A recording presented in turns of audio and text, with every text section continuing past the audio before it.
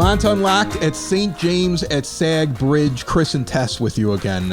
This is becoming a regular thing, Tess. Are you enjoying it? I love it. Thank you so much for inviting me today. I love it. We did not color coordinate either. Like we didn't plan it in advance. Wait, I thought you didn't get my Pinterest board of all the outfits I set up for today? I'm not on Pinterest. Do I look like the kind of person that's on Pinterest? I'm glad we're matching though. This was me looking at like everything I had today before I walked out the door this morning to see Father Koys and going, well, we're going to talk about the Irish. I'm part Irish. I have an Irish sweater. We'll just put it on. Might as well wear green today. That's what I went for. And I love the cap. Thank you. This I wear all the time. Yeah. This is kind of my thing. All right. So Father Thomas Koys is sitting here with us, and you've been here for decades. How long have you been at St. James? Well, I've been at St. James 10 years now, going on 11. Been a priest for 40 years. Been on this planet so many years. I'm closing in on retirement, actually. So amazingly to say, I'm praying for my little church here. You always got to look who's coming after you, you know. But today we're going to look at who came before us.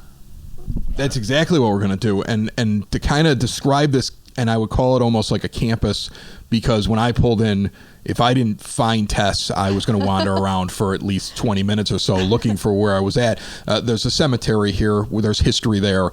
There's the church. There's history there. You have some grounds that are around here. It's a really interesting place to kind of come in and look at. And let's start with the church. You were telling me is this the second oldest church in the area in Illinois? What is this? This I call the oldest working church in northern Illinois. It was started in 1833. There's one other church in northern Illinois that was started in 1833. It was started by the same priest, Father Irenaeus Saint-Cyr. That priest was born in Lemont, France, came to the United States, finished his education, and was ordained in St. Louis, Missouri, which we now call St. Louis. Anyways, the bishop ordained him, and on the next day, he gave him called him into his office and said, "I got all these letters from these Catholics, well, 30 or so Catholics that were living right on the mouth of the Chicago River, where Fort Dearborn is actually." And there was a little settlement there, and they wanted a Catholic priest. Fort Dearborn, at that time, was in the hands of the British. Obviously, we had the French and Indian War, if you remember that. I mean, you don't remember it, but you know. No, I'm not very clear on it. I know a little bit about it, but no, I was not there. That's the time of the time before the American Revolution, when the British were teaming up with some of the Indians, and the French were teaming up with other Indians. It's the war where George Washington got his start as a young military man. It's the war where he was almost killed in an ambush. Miraculously, he survived, and that kind of launched him. Even though he lost, he wasn't a great leader at that point, but it launched him into fame. Anyways, I'm getting off the subject. The priest that was sent from St. Louis to start some Catholic churches, he first went to downtown Chicago. They called it Chicago. He said, "I have all these letters from 30 Catholics that want a priest in Chicago. You go up there and start a church." So he had his first mass in a little barn near Fort Dearborn. There was a chapel inside Fort Dearborn, but since Fort Dearborn was run by the British, that was an Anglican chapel. So obviously he couldn't have a mass in an Anglican chapel. So he made a little church right outside Fort Dearborn, actually. That was in May of 1833. The same priest, Father Saint-Cyr, Irenaeus, he would travel back and forth between Chicago and St. Louis, and he also knew that there's some settlement, some people out in this area of Lemont. They called it area, and so he started a little church here in October of 1833. So I call this the oldest working church in Northern Illinois because we're still working, where Old St. Mary's downtown is on their 4th church now. We the church that is here was built in the 1840s, didn't finish till 1852, something like that. But it was started in the 1840s while the Illinois-Michigan Canal was being dug, which is another. Obviously, if you're from Lemont and you watch Lemont podcast, please, you have to appreciate the Illinois-Michigan Canal. Yeah, I mean, it's so rich in Irish history alone right there, right? There were a ton of Irishmen who came over to work on the canal. And that's really what this parish served long term, correct? I mean, it started by the French, it seems like, but then becomes very much, I would imagine, if you walk through the cemetery, there's a lot of Irish names. Yeah. Well, it really wasn't started by the French. The French were kicked out. The French were here in the 1600s. Or Father Marquette and Joliet paddled down the Des River, 1672, we'd say. And that's a beautiful story itself. As a matter of fact, I'm a little bit of an artist, and I've done 2 paintings regarding this area. I did one painting of what I think the Des Plaines River looked like, with Marquette and Joliet paddling down the Des Plaines River. How peaceful and beautiful. Yeah. And then I did another painting of what I think the first log cabin church looked like. Very small, very basic. So that was where they would have had, in 1833, October of 1833, the first Mass was I remember reading, the first Mass, we're not sure, was in a barn or a bar. If it's Lemont, it makes sense for it to be a bar. I'm gonna go with bar. Yeah. I'm gonna guess it was inside of a bar. As we're sitting here in the month of March, let's talk a little bit about the Irish heritage that surrounds this place, and because in the end, that's who's mainly mining limestone. Okay, we talked about Smoky Row on a previous episode as well. There were a lot of people from a lot of different areas that were there and enjoying that. But can we talk a little bit about the history from that perspective? Yeah. Well, St. Patrick's Day is coming up, obviously, and it will be a night of drinking, I'm sure, for some. Though that's not the main part of. Never touch the stuff. No. Has anybody who's watching this podcast joined Sue Roy on the crawling bar crawl? No. I haven't at least. What is that? Tell me about this. Oh, yeah. For a few years now. Sue Roy, who owns the Smoky Row Antique Shop, she's part of the Lemont Historical Society. Fun. And she's organized Drinking with Lincoln. Yes, I have heard about this event. Drinking with Lincoln. Yes. It's a bar crawl. So you go to there are a few bars in Lemont. Just a few. And so there's a wonderful, what do you call a reenactor, who does a wonderful Abraham Lincoln. I've been with him a number of times. He's been here at my church. He's played Lincoln a number of times. This church has Civil War issues connected with it too. But getting back to St. Patrick, it was the Irish who primarily dug that canal. Many of those who came to dig the canal were fleeing Ireland. It was bad times, potato famine, persecution. There was slavery in Ireland. A lot of people don't really recognize that. And they had it bad. So they were looking around, and a lot of them, obviously, like so many people from around the world, America, off to America. And without much of an education, they had to find a job one way or another. And most of the diggers that were digging the I&M Canal came right from New York after digging the Erie Canal. The Erie Canal, of course, connects Lake Ontario, maybe it is, And Lake Erie. Lake Erie, and so they dug that canal. And that might be even a little longer than the I&M Canal. The I&M Canal is like 92 or 91 miles long. So really, I really encourage all the listeners, get out there and walk the trails. I'm a bike rider. I bike those trails all the time, and a couple of times we've biked from Lemont to Ottawa. Yes, I've done that as well. It's a really beautiful trail. It's a great trail. Yeah.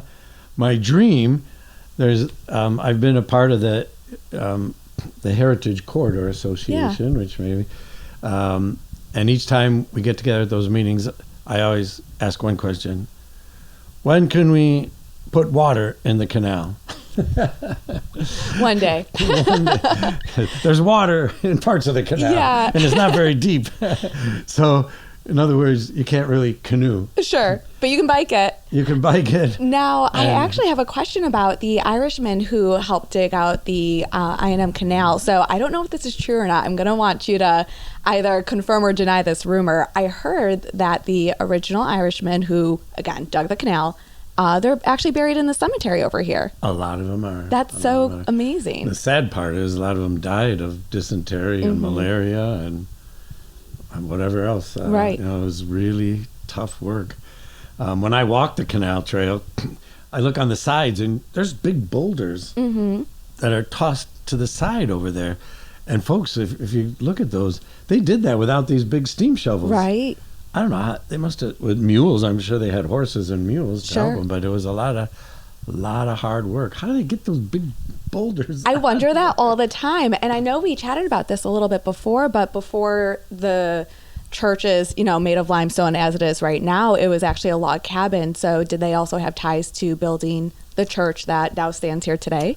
Oh yeah, and one of the interesting things that I read in the historical stuff of this parish is that the priest, when they were building the church, the pastor, it wasn't Father Irenaeus Saint-Cyr, he was the first one, but the priest that was in charge of building this church out of the limestone from the quarries around here, he said, those who carry the limestone blocks up the hill here, if you carry so many, I don't know how many, 10, 20, I don't know, you'll get a burial plot closest to the church. Wow. So the gravestones that are closest to the church on top of the hill here are people that carried the most stones. They did the most work. They get the best spot. Wow. I mean, I can't even imagine carrying a pebble up this hill. So. Yeah. However, right behind the church is the grave of Murphy's, and a lot of people who live around this Lemont area know of Murphy's paving and asphalt. Yes. They do a lot of driveways and things around here. The Murphys, who have Murphy's pavement, when you drive right by Cog Hill on Archer Avenue, there's Murphy's pavement. The ones who are there now are like the great-grandsons, or maybe there's 2 greats or 3 greats. Right. I'm not exactly sure. We lost count. They are the family that owned the farm that was on this, that they donated their land to St. James so that a church could be built here. Amazing. And this was a farm. Now it's forest preserve, but it was farmland. We are part of the national park system, which is so neat to think of. I tell people, well, we got to keep this little church alive. We got to keep the Illinois-Michigan Heritage Corridor alive. People actually take vacations going up and down the Illinois-Michigan Canal. A lot of good restaurants. You're a tourist spot is what you're trying to tell me. Yeah. That's it. As a matter of fact, our little church has been on the magazine many times. Very cool. for all. Do you get people that just come walking in and like they're wandering and you're like, oh, here we go, tourists? Does that happen every once in a while? Do people actually? Yeah, constantly. Where's the gift shop? I want my magnet. We should have. You should. It's a shot glass. I like to collect Right? those. Yeah, for sure. So you mentioned Abraham Lincoln earlier. Okay, there's a connection. I'm not going to go so far as to say Lincoln slept here. But the priest that started this church, as I said, was a French priest that was ordained in St. Louis and was told by his bishop to go start churches up in Chicago. So the trail or the trip between St. Louis and Chicago, you cut through central Illinois, of course. And this priest in his memoirs mentioned that he had met Abraham Lincoln several times on his trips back and forth, because we know Salem, or New Salem, is right outside Springfield. There's another little town called Fountain Green, which is north and west of Springfield, north and west of Peoria, or somewhere in there. It's a part of Illinois that you really gotta want to go there, and it's not on the way to anything. Sure. You know how Illinois has that big bump? Yes, yeah. A small town for sure. It's a small. Anyways, this little town called Fountain Green. Check it out if you want to. If you're ever driving through that area, there's a little town with a tiny little cemetery. It's kind of dilapidated from the pictures I saw, and there's a grave there for Abraham Lincoln. But it's not President Abraham Lincoln. It's President Abraham Lincoln's cousin, who was also named Abraham Lincoln. And that Abraham Lincoln is buried in Fountain Green. So when Father Irenaeus St. Cyr, the priest that started St. James, would go back and forth between St. Louis and Chicago, he would stop at Catholic places and Catholic churches. And so there was a little Catholic church in Fountain Green, and Abraham Lincoln's cousin would welcome him, and he did mass in that little town. And Father Irenaeus St. Cyr said, on a few occasions, the young Abraham Lincoln, the future president, get this, served mass for him on a few occasions. He did write, the priest, Father Irenaeus St. Cyr, did write and said, well, although the young future president served mass for me on a few occasions, he didn't take to our religion, and later on became, I don't know if a generic, I don't know what the words that the priest used, but he didn't become a Catholic. As we sit here in the month of March, and people may want to come by and look at this historical place, if somebody stopped in here who had not been here before, what would you tell them would be the thing that you wanted them to make sure that they saw? Yeah. Well, wandering around the cemetery is something anybody can do any time because it's open almost all day. We close it at night, of course. And walking around the cemetery, people always ask me, where's the oldest grave? There may be older ones. I'm pretty sure there are, but the one that we can see, and it's hard to notify, just it'll be the north side of the church. There's one who's buried in the early 1800s, then born in the late 1700s. There are a lot of graves that have sunk into the ground that you can't see anymore, obviously. There's a lot of... One thing I have to say, too, people come here with respect, of course. There is a history of vandalism, unfortunately. Like so many places, it just drives you crazy. People push over graves, graffiti. Thank the Lord I haven't seen much in my time here. I've been here 10 years. But the guys before me said that they did have. Also the ghost stories. A lot of ghost stories associated My with favorite it. kind of Wait until stories. now to tell me that there's ghost stories. Okay, so give me a ghost story. Oh, the most famous one is the carriage that disappears over the hill. Because there was a caretaker here who had eyes for the cook up here. The priest there was a different house back in the 1800s, and so he wanted to elope. So he came The hall that is down at the bottom of the hill was started 100 years ago. So they were down there, and a horse-drawn carriage pulls up to the hall, and the gardener or whoever he was grabs the housekeeper, gets into the carriage, and runs up the hill, and it disappears over the hill. And so, if you're ever up here, you see it's at the top of the hill. It's a steep drop off. Yeah. There was never any road there was a staircase that went there, but it just disappeared. That's one of the more famous ghost stories. So sometimes people will hear the horse hooves. Amazing. I love a good ghost story. That's You're going to find creepy. me here. Yeah. Looking out for that carriage. You're going to find Tess standing in the graveyard looking at the hill. Don't bother me if you see me like that. You'll be the new ghost story. Yeah. The woman who stands in the graveyard and stares at the hill. So true. So, yeah, you can come walk through this cemetery and just try to read some of the graves, of course. There are a number of Civil War soldiers. Military graves are very simple and very sort of easy to spot. They're hard to read a lot of times. I point out a number of times, I forget the guy's name, but I researched him, found his name, and when I was out at the battlefield of Gettysburg, you can go into a computer. I punched in his name. I found his name. He was at the Battle of Gettysburg. He was also at the Battle of Harper's Ferry. Actually, there were two battles of Harper's Ferry, one at the beginning of the Civil War and one farther down. And this guy was in both those battles and must have survived all three of them because he's buried here. Wow. There's those military from World War I, World War II, Vietnam, all the rest. So there's not that many interesting people.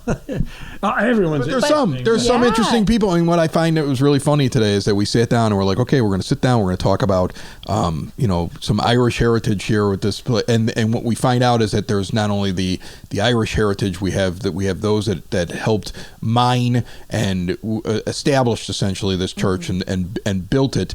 But then there's also a lot of other historical perspectives that kind of like that branch out from this. It's a very interesting place. It's an amazing spot, and I think a lot of people in Lemont should stop by and visit it. And I think that if they find you while they're wandering around, they're going to get some stories. If I have time, I always look to